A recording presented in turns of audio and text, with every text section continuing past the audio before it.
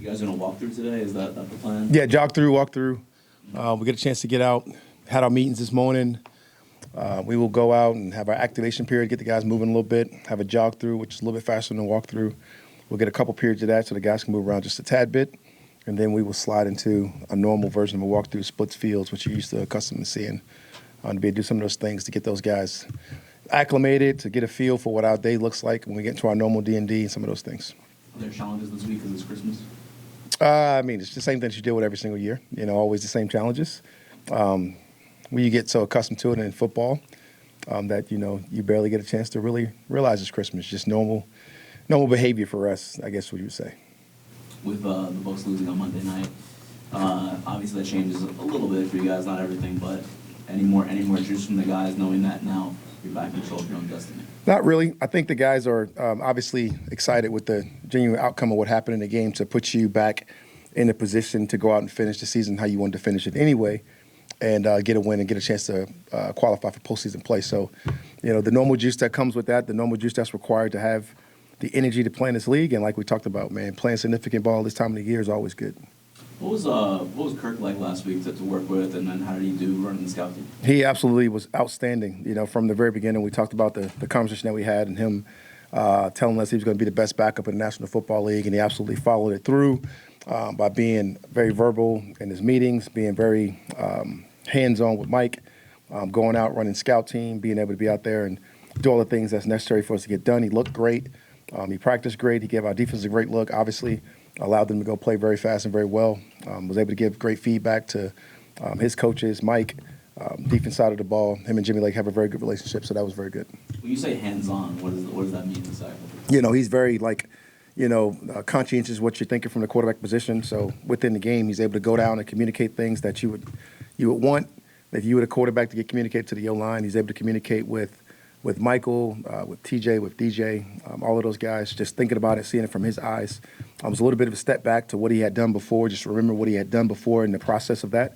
And he knows he's one step away, so he's readying himself to have to go back out there if he's needed. There have been situations in the league where, when a quarterback gets bumped, right, they don't act the way that Kirk is acting right now, right? Oh, yeah, no doubt. What have you liked about how, his demeanor and how he's approached this? It's just the character of the guy. And it's not what I've liked, it's what I've loved. The character of the guy is absolutely outstanding. It's who he was, it's who he is. It's who he'll always be, no matter what the situations are. It's always going to be tough.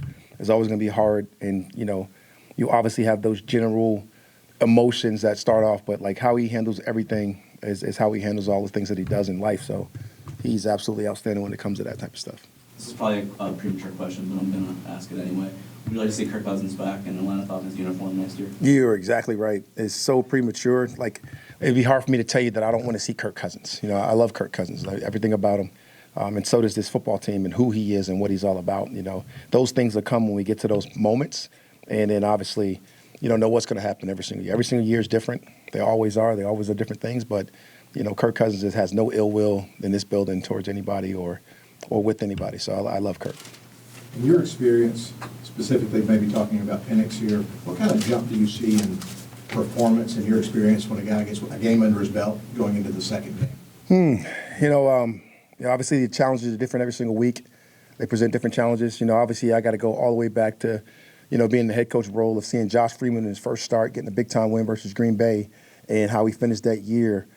He had steady progression throughout the end of that year that led into a really good season the following. But you just never know. It's a different team that you play. It's who you're playing. It's the quality of opponents you're playing. All the different factors that go into that play. The elements come into factor a little bit, going to a different thing, going to a different environment. How do you play in a away game as opposed to a home game? There's different learning curves for every single thing that we're going to go through. But just thinking about Michael Penix, I got a lot of confidence in the young man of being able to do a couple of different things in that form, in that fashion, just because of who he is and the experience that he has from college. The 45 games started in college, NCAA, the amount of big games that he played in, the amount of playoff games that he played in, having a chance to go out there and win some of those games, big games, whatever the case may be, playing with different systems, different people, different coordinators. He's got a lot of really good experiences that's going to help him in his window. How do you think his poised demeanor can help in his first primetime game with all the implications that come with it? I don't think it's helpful. I think it's like the thing. I think half the time you spend really concentrated on trying to ignore distractions or embrace the distractions, however you want to look at it. And like he's kind of just that guy every day, right from the beginning, from the draft, from the process of being a backup, from the readiness to getting his first start, to getting his first win, not being too big for him, and then really just going back to work every single day and doing his process. And I think he's really done a nice job in the service for himself by really developing a nice process throughout the weeks prior to him starting to now having that process and being able to do the same thing. I think he answered the question last week on what you do differently, and he said, nothing. I've been preparing for this the whole entire time that I've been here. So like that process that he developed throughout the year, being able to follow a vet like Kirk, I think was really important for him. Jaden Daniels has had an impressive year. I'm curious what you're seeing him put on tape this season compared to maybe the draft process and what you learned from him. A lot of the things that we saw in the draft, not much has changed. Obviously a really good football player that can make big time plays, and the things that you've seen really is him in and close out games. The big time Hail Mary that we've seen versus the Chicago Bears last week, leading that 2-minute drive, going down and winning that game. Those type winning performance when you put the team on your back and you absolutely go out there and win those type of games are probably the biggest differences. And it might not be as big of a difference because I was watching probably cut-ups when it came to college games as opposed to watching the games. But when you're watching the games, he's exciting.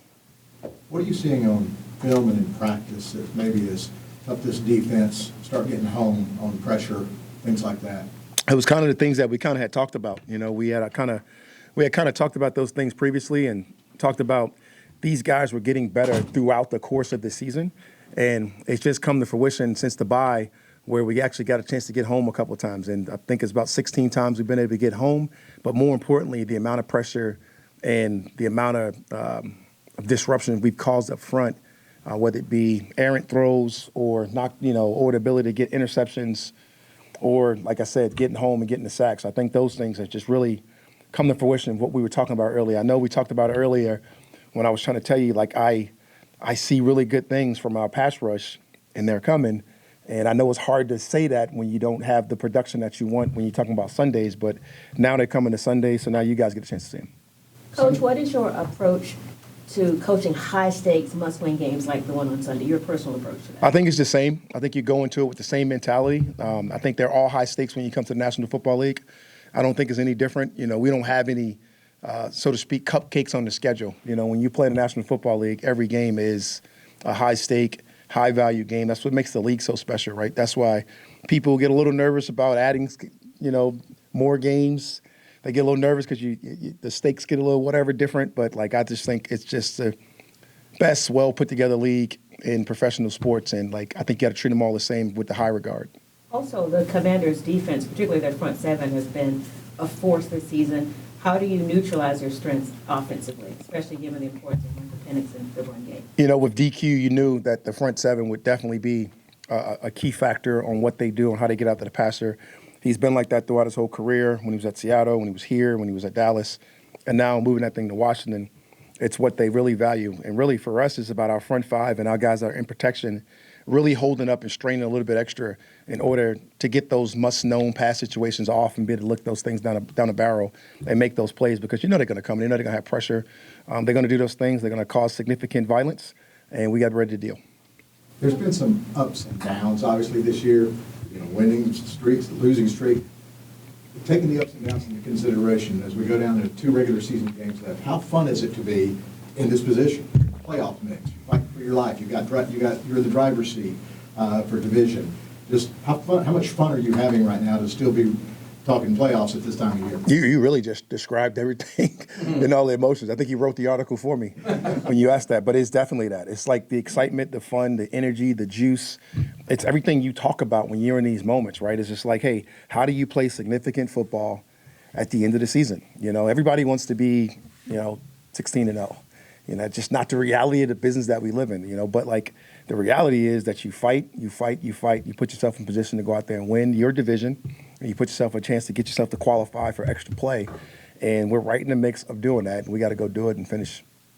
As the season winds down in J.D. Bertrand's rookie season, I'm curious what you've seen, just his overall development and his presence on defense. I just got to talk about the whole rookie class. I just liked how they've all developed throughout the season. Now, there was much maligned at the beginning of the season that they wasn't playing, but that was really a sign of a good football team, right? When you get a chance to wait and hold out on guys, and then Michael Penix gets to step up, you get a little bit of Rook. Obviously, unfortunately, Trice got hurt, but now JD he came on strong, had to bounce out for a little bit with a little injury, came right back, was able to go, and he's going out there with a significant role when he's playing and getting a bunch of time. We got a chance to see a little bit of Dorless and got a chance to see all these guys, unless she has some significant injuries and things of that nature. But it's really a nice thing when you see guys develop and grow within a season and they're able to be contributors to a team that's competing at a very high level. Coach, with the rain and the cold weather potentially affecting the game against Washington, how are you adjusting for the preparations here? You know, all the weather and all the elements, they affect the other team as well. So, we got to prepare for it just like got to prepare for it. You know, obviously, if it is rain, it's a wet ball day, all those type of things, you got to be extra careful with the ball. They got all the same issues we got. So we'll go play, anywhere, anyhow, any way you got to do it. Whether you guys like, whether it's snowing, whatever the case may be, who cares, right? They got to deal with any elements that's out there just like us. Which I'm not going to ask you if you've got your Christmas shopping done, because if you haven't, it's kind of late right now. Let me tell you something. I've been out of the Christmas shopping business for a long time. Don't tell my wife this is why I got married. No. It's about the holiday for these guys to kind of get away from it, for a day and just kind of be with their families. Yeah, it's always great, man. Like this thing we talk about that we're family, but at the end of the day, it's always nice for guys to get away and get a chance to enjoy their families, get a chance to be with their children, get a chance to see everybody enjoy those moments, and then, be able to bring it back to work and be able to share those stories with all your buddies. So, the guys love that. We love that. You actually love it to bring it into the building. Whatever you do, Secret Santa in your room, whatever it is, the gifts change amongst the guys. The amount of people you're able to take care of you every day. I think all of those things are part of what we do when it comes to just in holidays in general, and that we've been that we've all been fortunate enough to be able to give in our life. This whole thing with us and part of our ethos, and obviously a part of Arthur's is being able to give back. So this is a great time for us to be able to give back to the people that gave to us and help us. Also, Coach, what are your thoughts on former quarterback Michael Vick being named the head coach of Norfolk State? Man, so excited for Mike. I got a chance to be with him and hang with him at a couple of Arthur Blanks events. And, just to watch him mature and grow and develop into what he's doing and everything that's happening for him. Couldn't be more excited for a guy, as Mike T would say, 7'5", and getting a chance to watch him grow and watch him do what he's going to do as a coach, and can't wait to see it.